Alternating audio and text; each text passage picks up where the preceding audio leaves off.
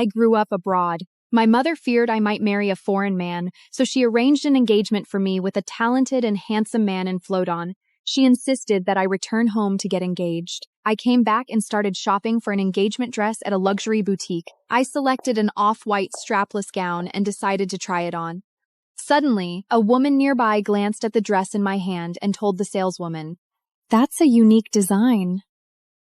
Let me try it." The saleswoman immediately yanked it out of my hands. I protested indignantly. "Excuse me, I was here first. Don't you understand the principle of first come, first served? Or do you just not care about common decency?" The woman scoffed and retorted, "This dress costs $188,000. Do you really think a broken body like you can even afford it?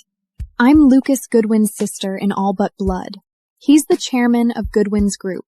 In Fluton, the Goodwin family sets the rules." What a coincidence. Lucas Goodwin was my fiancé. I immediately called him and said, "Hey, your sister in all but blood just stole my engagement dress. Do something about it." The term sister in all but blood implied less than innocent connotations. If Lucas Goodwin failed to give me a proper explanation on that day, I would cancel the engagement banquet. To my surprise, Lucas responded coldly.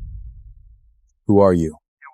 Since when does a stranger like you get to question my relationship with Vivian?" I was about to tell him that I was his fiancé, but he hung up abruptly. I became angry. How dare he not save my contact information? Meanwhile, Vivian Morrow, who was standing beside me, grinned triumphantly. "You wench. Did you really think having Lucas's number makes you special? Keep dreaming." She looked at me with open contempt. "Even the Janners at Goodwin's group dress better than you." I had always preferred simple, comfortable clothes and never cared about brand names. I never thought that would give people a reason to look down on me.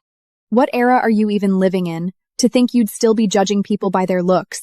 Lucas must be out of his mind to call you his sister in all but blood. My mood for shopping was ruined, thanks to her antics. I grabbed the gown and headed straight to the checkout counter. The saleswoman hesitated before saying, "Miss, I'm sorry, but we prioritize our members first." Vivian smirked and slammed her shiny gold membership card onto the counter. "Only people who've spent over $1 million get this card. What's a broke loser like you even doing here?" I was not usually one to pick fights, but on that day, Vivian had really crossed a line. I pulled out a black card and handed it to the saleswoman. I suppressed my anger and said, "Sign me up for a membership." Then bag the gown. Vivian glared at the saleswoman and threatened, "The Goodwins own Fluton. If you sell her that gown today, I'll have Luke's buy this store out tomorrow." The saleswoman shrank back timidly and said, "Miss, I'm just an employee.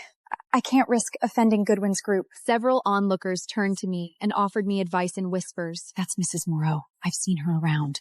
Lucas Goodwin spoils her rotten. You should just let it go. The last time someone crossed her, Goodman's group drove them into bankruptcy."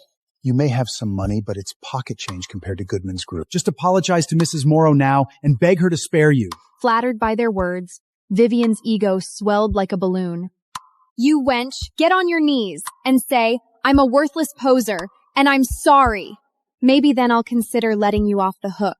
At 26 years of my life, I had never encountered anyone audacious enough to act so arrogantly in front of me. "Pardon, what did you just ask me to say?" What are you, deaf? Say I'm a worthless poser. I'm sorry. Do I need to spell it out for you? I smirked. "I heard you. Since you're aware that you're a worthless poser, get out of my sight. Don't waste my time." When Vivian finally realized she was being mocked, she flailed her arms and charged at me. It was laughable to see her trying to attack me. I had a black belt in Taekwondo. Did she really think her flimsy punches would scare me? I sent Vivian. She howled in pain. The onlookers stared at me in horror. "Onlooker, gosh, did she just do that to Mrs. Morley?" Mr. Goodwin is going to tear her to pieces once he hears about this. Yeah, good luck to her. Not even God can save her. I felt nothing when I heard their whispers. The Goodwin family had only achieved their current status through my mother's support. No one in this city could intimidate me. I slammed my card on the counter again and said to the cashier, "Ring me up." The cashier, visibly shaken, fumbled as she processed my payment and wrapped up the gown. I turned to leave with the bag in hand. Vivian scrambled to stand up and blocked my path again. "You're not going anywhere!" I raised my fist and waved it in front of her face. "What's the matter?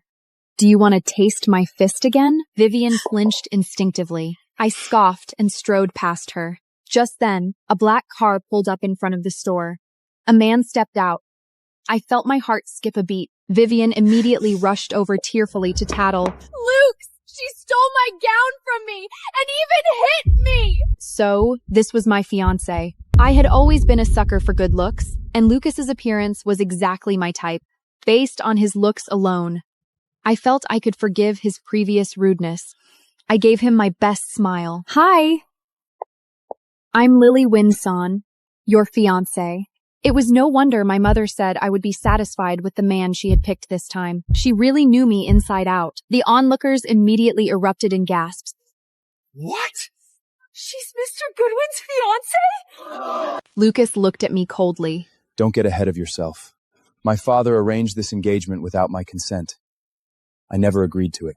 Vivian, who stood beside him, wrapped her arm around his and leaned intimately against his shoulder. She shot me a provocative glance. Look at yourself. There is no way Luke's would ever marry an ugly creature like you! Someone chimed in. Exactly! If Mr. Goodwin were to marry, it would be to some rich girl from a proper family with equal status, not some country bumpkin like you. With her looks, Goodwin's group wouldn't even hire her to mop floors. I had never considered myself a stunning beauty, but I was certainly not ugly. How could they describe me in such derogatory terms? This proved how people instinctively curry favor with the powerful and took advantage of those in misfortune. Lucas Goodwin. Go home and tell your father that I'm calling off this engagement. You don't deserve me. According to my mother, his father had pulled countless strings to arrange this marriage alliance with our family. If he learned that his own son had ruined it, he'd skin Lucas alive. The thought lifted my mood a little. I could not be bothered to waste more time on these idiots, so I turned to leave. But Vivian, knowing that Lucas would back her up, refused to let it go. She blocked my path again. Don't even try to run, you wench. We're not done here.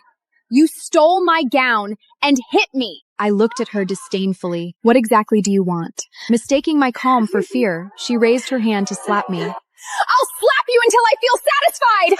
I caught her wrist mid-swing and slapped her across the Had enough? Vivian said angrily. Those two slaps wiped the arrogant look off Vivian's face. She burst into tears and cowered behind Lucas. Luke, do something! Lucas shielded her protectively and snarled, Touch my girl again, and I'll end you. He signaled his bodyguards to grab me. Before Vivian and Lucas, they looked down at me. Lucas backed Vivian up and said, Vivi, do whatever you want to her. I've got your back. With Lucas's reassurance, Vivian immediately gained confidence. She spat in my face. You wench. Where's all that attitude now? Huh? Come on. Show me how tough you are. Then she kicked me hard in the stomach. To glare at her and Lucas. You'll regret this. I swear you'll pay for this.